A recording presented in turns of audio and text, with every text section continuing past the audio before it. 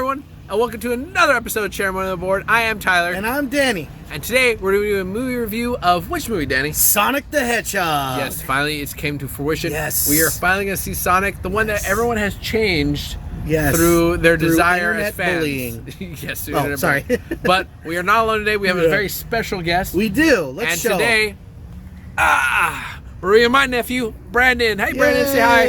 And believe it or not, this is Brandon's first time at the movies. Very first time. And we're just so happy he's going to do it the chairman of the board. Yep, so we're going to run in there and get our movie on, and we'll tell you how Sonic was. Real quick, this movie does star Jim Carrey, Ben Schwartz as the voice of Sonic, James Marsden, and directed by Jeff Fowler.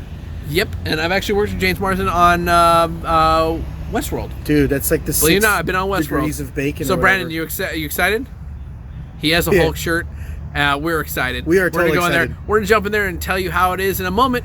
Yep. Stay tuned. All right, everyone.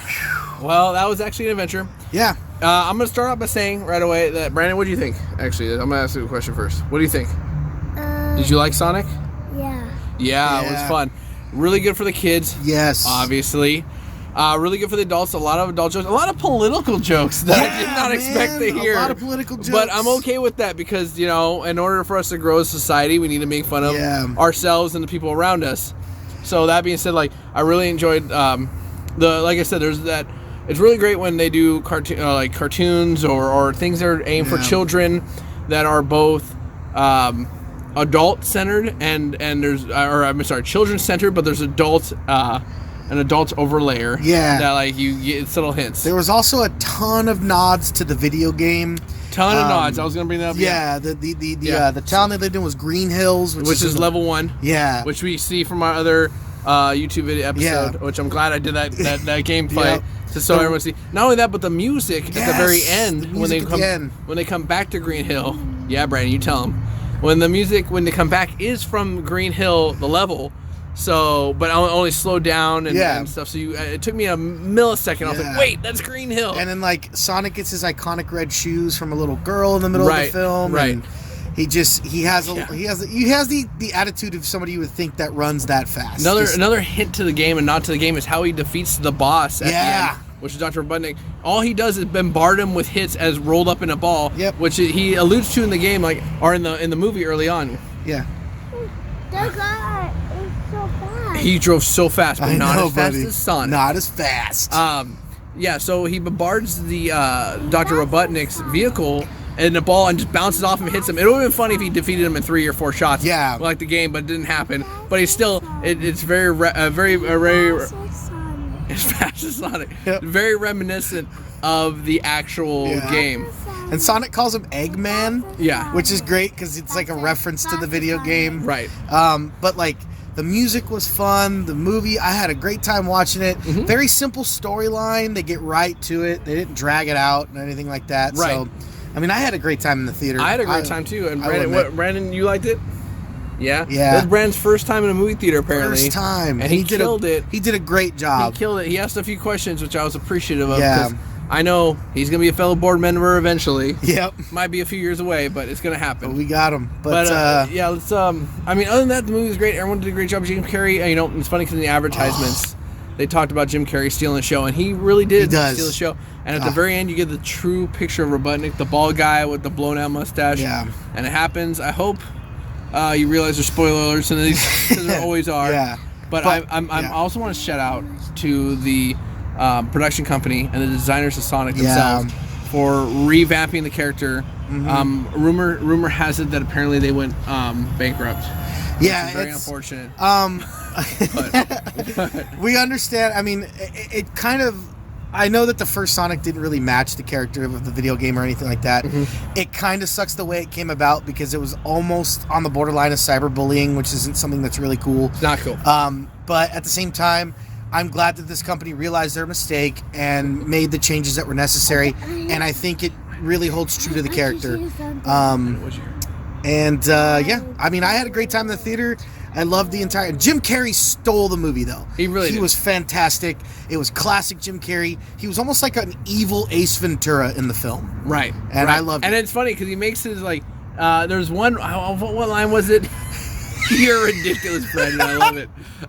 There was one line where he's like, "Really?" or something like that, where he made a very big reference to Ace Ventura, and I was like, "Oh, that's who he is in this. Yeah, that's who he is in this film." So you were happy to see Ace Ventura make another appearance with the animal he can control. Yeah, which is Sonic. And then anything else about the movie, and we'll move on from that to the post credit.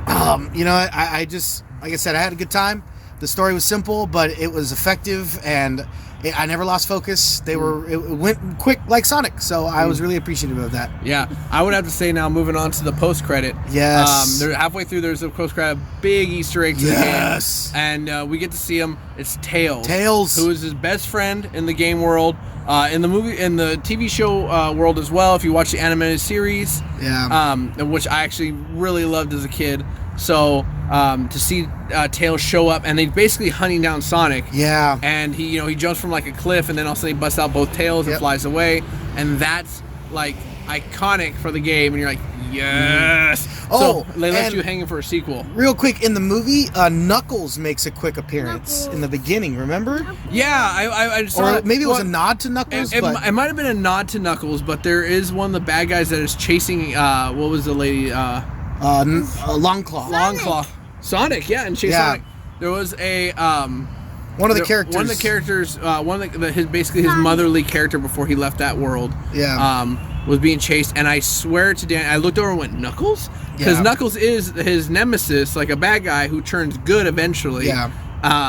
But there was a brief, like, you can look at him and, like, almost, I'm just going off of the eyes and everything. Yeah. I'm like, that Knuckles underneath there? Yeah. And that for a brief moment, which is great because that could lead us to a number 3, or, I mean, he could potentially be the bad guy number 2. Yeah. And then they could bring Jim Carrey back and do a number 3. I really feel like it was a nod, but other than that, fantastic film, great for the kids, great for adults because a lot of nostalgia for those of us who played Sega, and it's just a lot of fun, honestly. Yeah, it even starts out with the Sega logo. Yeah. Which, I mean, secretly, it's funny because Brandon goes, Sega, and he did it. Yeah, he literally did it. It was so cute. Just like that. And I was like, man, I wish they would have done that. Sega. But regardless, it was really fun. Yeah. We all three had a blast. Definitely. But we got to get down to brass tacks. Yeah. Brandon, he's doing Lion King. I was doing Lion King. Do you have a number for us? What do you think the movie was? 1 through 10. 1 through 10. Pick a number. It was 10. It was a 10. Brandon gives it a 10. Gives it a 10. Okay, Danny, go ahead and give your review. I'm gonna have to go with a 9. Just because it's not one of the movies that I'm walking away just like my life has changed or completely blown away. I don't want to put it on the level of the movies that I've given a 10 to, but a 9, a solid 9 because I had a great time in the theater and I was never taken out of the story. I'm gonna go with an 8.5. Okay. It's just a half a step below Danny. There was no qualms with the movie. I loved the movie. It was great, but it was aimed towards children. Yeah. So, I mean, it was adult humor to keep us entertained in the brief time that we're there. But on a nostalgia point, I think they could have gone a little further with it. Also introducing the characters in the world. But I see what they did where they're trying to slowly introduce. One of the reasons I knock it is because I feel like they have to stay on this train and make Sonic happen again. Yeah. Make the sequel happen soon so that it's still relevant, right? You got the clicking down. And but other than that, I mean, I once again shout out to the engineers who built Sonic and then rebuilt Sonic. Yep. Yes. Yeah, because what they did was they ended up taking all their work, scrapping it, and starting all over again, and it came out amazing. It looks great, and it looked. I liked it a lot better. It's visually a fantastic movie. The soundtrack's great. All the actors in it are fun, but of course, Jim Carrey steals the entire show. Right. But shout out to Jim Carrey, James Marsden, Jeff Fowler, who directed the film, Ben Schwartz, who was the voice of Sonic. Everybody. Fantastic film. I couldn't have asked for a better time. I agree, and I'm glad that they left so many different cliffhangers for the movie to continue. Either Jim Carrey by himself in this mushroom world that they end up in, eventually getting back because he does have a bunch of electronics with him, and he's notorious for taking over animals, so that's where that could go wrong. If there is any other living creatures in the mushroom realm, and then also with Tails showing up, hunting down Sonic himself. Definitely. So that being said, I'm really excited about the sequel. I'm gonna stick with my 8.5. Sticking with my 9. I mean, it's a solid movie, great entertainment. Go see it. There could be a little bit more, but it could have been, but there could have been a lot less. Yeah. And they did a great job. Brandon gives it a 10, so I think he beats me, outranks me on that one. Right. So this is the chairman of the board signing off on another movie review. Thank you all for watching. Pay attention for the next film review. You never know when they're going to come because there's so many films coming out. But again, I'm Danny. I'm Tyler. And this is Brandon. And this is Brandon. We are the chairman of the board, folks. Thanks for watching. You stay bored out there, everybody. Yeah. Bye.